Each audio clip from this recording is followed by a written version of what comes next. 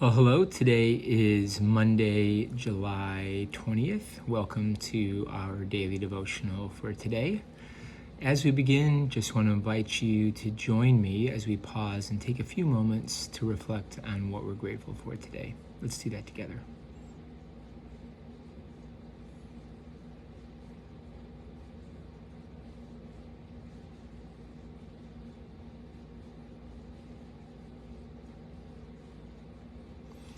Our passage for today is going to be from the book of Judges in the Hebrew Scriptures, the Old Testament. It's Judges chapter 6 and 7. We'll look at portions of 6 and 7 over the next this week as we consider the life of Gideon. Gideon was one of the judges, one of the leaders in Israel. Judge doesn't really capture the idea. It's really more of like a leader and rallying people together. And I think it'll be a good example of someone whose sort of life was going one way, and then God came and was on the move, and Gideon had to continue to learn to pivot and live lightly encumbered in order to follow what God was inviting him into. So I hope that it's a useful story for us today, this week.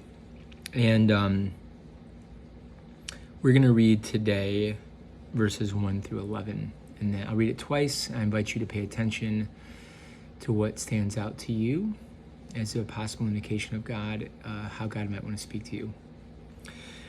The Israelites did evil in the eyes of the Lord, and for 7 years he gave them into the hands of the Midianites. Because the power of Midian was so oppressive, the Israelites prepared shelters for themselves in mountain clefts, caves, and strongholds. Whenever the Israelites planted their crops, the Midianites, Amalekites, and other eastern peoples invaded their country. They camped on the land and ruined the crops all the way to Gaza, and did not spare a living thing for Israel, neither sheep, nor cattle, nor donkeys. They came up with their livestock and their tents like swarms of locusts. It was impossible to count them or their camels. They invaded the land to ravage it. Midian so impoverished the Israelites that they cried out to the Lord for help. When the Israelites cried out to the Lord because of Midian, he sent them a prophet who said, "This is what the Lord, the God of Israel, says. I brought you up out of Egypt, out of the land of slavery.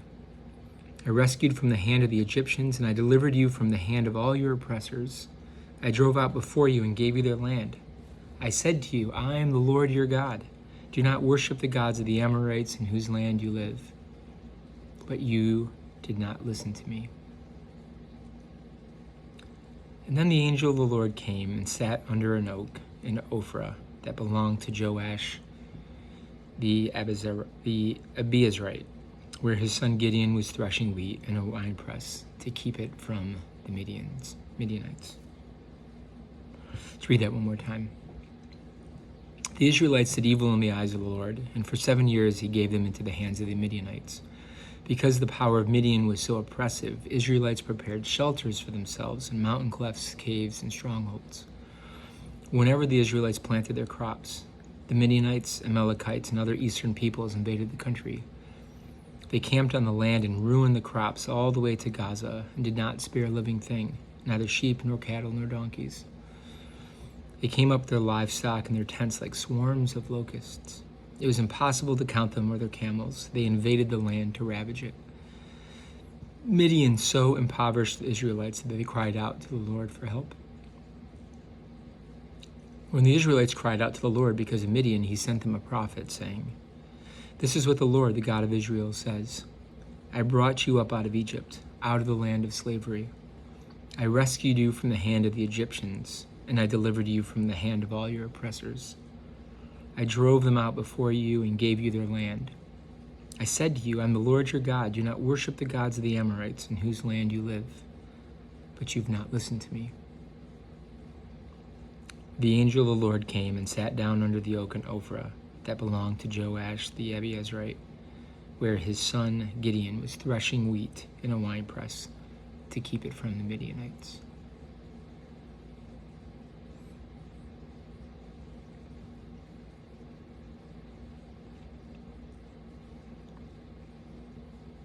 Have you ever felt like you're in a sustained season of trouble. So Israel has recently entered the promised land within the last generation or so, maybe a little bit more.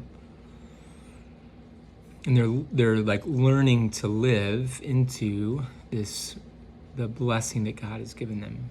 And they've struggled, they've not fully obeyed, they've not fully followed God's ways. And this is that time where it's like before the kingdom, from the Exodus is over, but before the kingdom has come, the kingdom of David has been established.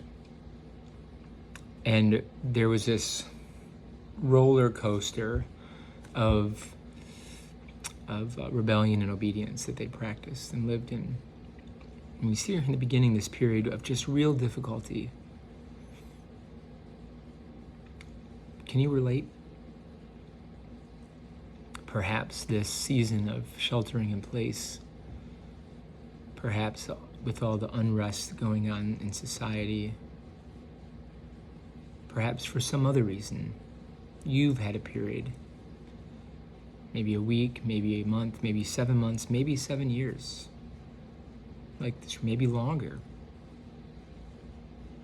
where you feel like you're being impoverished and oppressed, needing to hide out.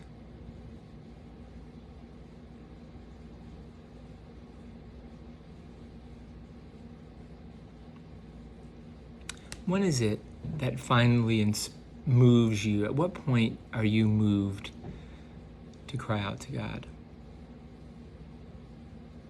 We see here the Israelites doing that when things were so bad that they were at the end of their own rope, so to speak. Is that your pattern? In what ways do you wait until things are so bad you've got no hope on your own? Or in what ways do you reach out to God for help much earlier than that?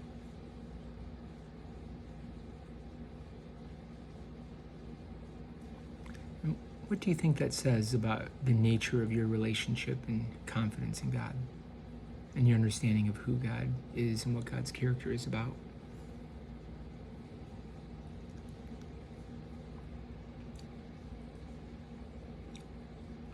God's response was to send a prophet who reminded them of the relationship of faithfulness between God and his people. God, through the prophet, rehearses for Israel all that he's done. How often do you find that you take time to remember what God has done for you?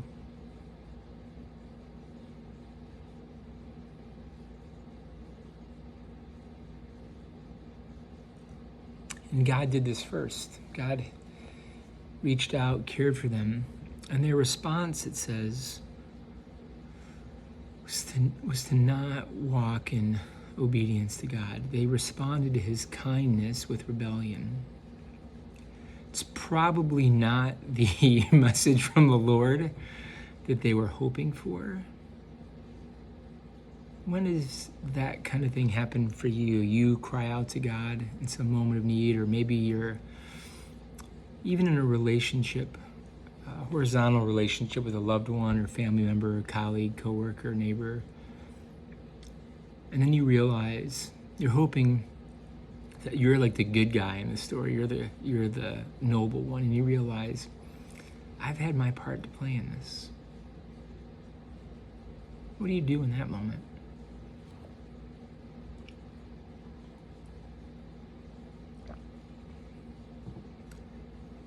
God's pretty firm here with them. He rehearses, he reminds them of all he's done, but then, and he speaks a fairly firm word. You did not listen to me.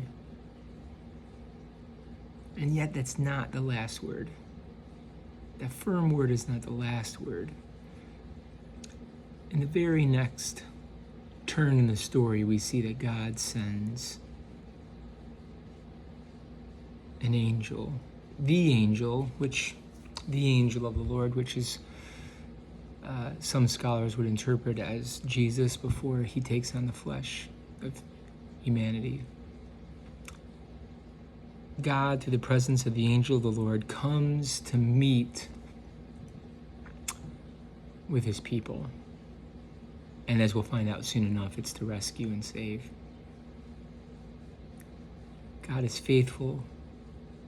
He'll speak the firm word when necessary, but that firm word is never the last word. There's an act of kindness that draws us close to him again.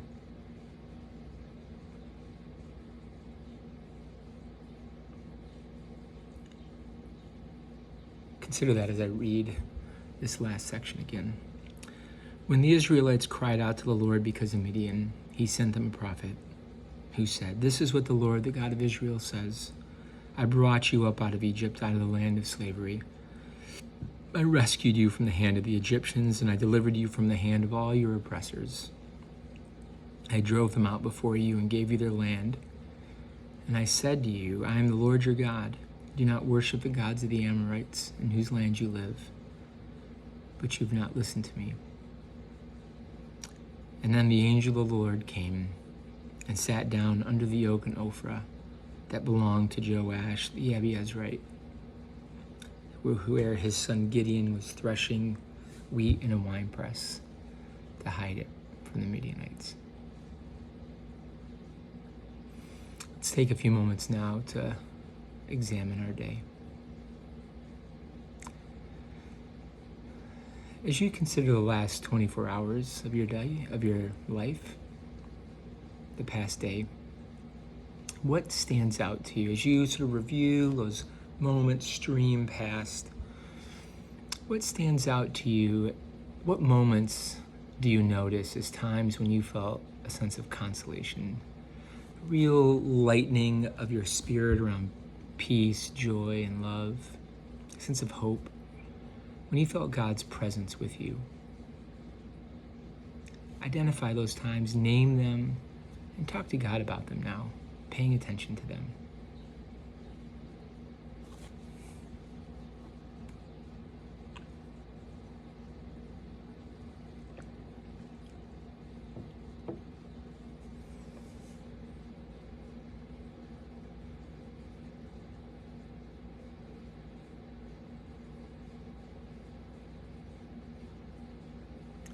In a similar way, as you reflect on the last 24 hours, what moments rise to the surface as experiences where you felt desolation?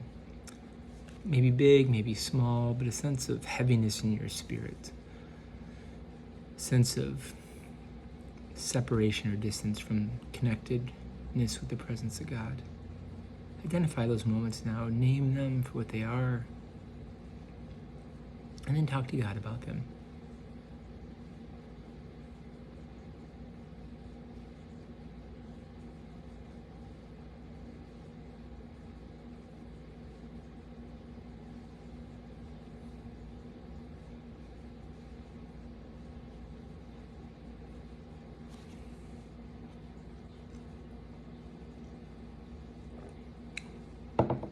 And in light of this brief examination,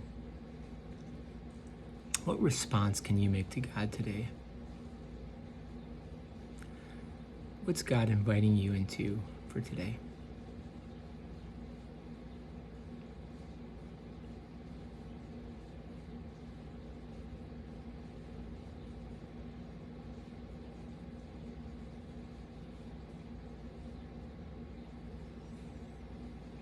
And as we close, I invite you to talk to God as you would with a friend about the cares and concerns that you're carrying into today.